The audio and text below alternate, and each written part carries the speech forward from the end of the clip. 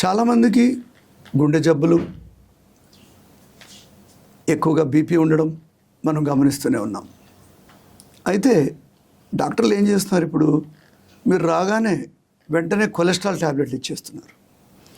ఎందుకంటే cholesterol management అనేది గుండె జబ్బుకి సంబంధించిన ట్రీట్మెంట్లో ఒక చిన్న భాగం. కానీ డాక్టర్లు ఒకటి చెప్పడం లేదు మీకు, ఈ కొలెస్ట్రాల్ ట్యాబ్లెట్స్ అనేది శరీరంలో ఉండే అన్ని కొలెస్ట్రాల్ భాగాల్ని కూడా తగ్గిస్తాయి. కానీ మన చర్మంలో విటమిన్ డిని తయారు చేసేటువంటి 7-డీహైడ్రోకొలెస్ట్రాల్ అనేది కూడా ఒక కొలెస్ట్రాలే. అయితే ఈ పేషెంట్లందరూ ఈ కొలెస్ట్రాల్ ట్యాబ్లెట్స్ ఎన్నో సంవత్సరాల కొద్దీ తిని రక్తంలో ఉండే కొలెస్ట్రాల్ తగ్గిపోతుంది, గుండె జబ్బుకి రిస్క్ ఫ్యాక్టర్ తగ్గొచ్చు, కానీ మీ బాడీలో తయారయ్యే విటమిన్ డి దాదాపు 80% తగ్గిపోతుంది. అసలు గుండె జబ్బు కంటే విటమిన్ డి డెఫిషియన్సీ చాలా సీరియస్ డిసీజ్.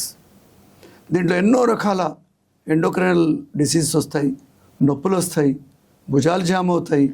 క్యాన్సర్కు కూడా విటమిన్ డి డెఫిషియన్సీ కారణమని కొన్ని శాస్త్రీయ కథనాలు చెప్తూ ఉన్నాయి. కాబట్టి మీరు ఇన్ కేస్ మీరు కొలెస్ట్రాల్ తగ్గించే ట్యాబ్లెట్ తింటూ ఉంటే అట్లీస్ట్ 6 నెలలకు సంవత్సరానికి ఒకసారి మీ విటమిన్ డిని చెక్ చేసుకుంటూ ఉండాలి. మీరు డాక్టర్ సలహాతో దానికి అవసరమైన సప్లిమెంట్స్ కూడా తీసుకోవాలి, స్వంతగా తీసుకోకూడదు.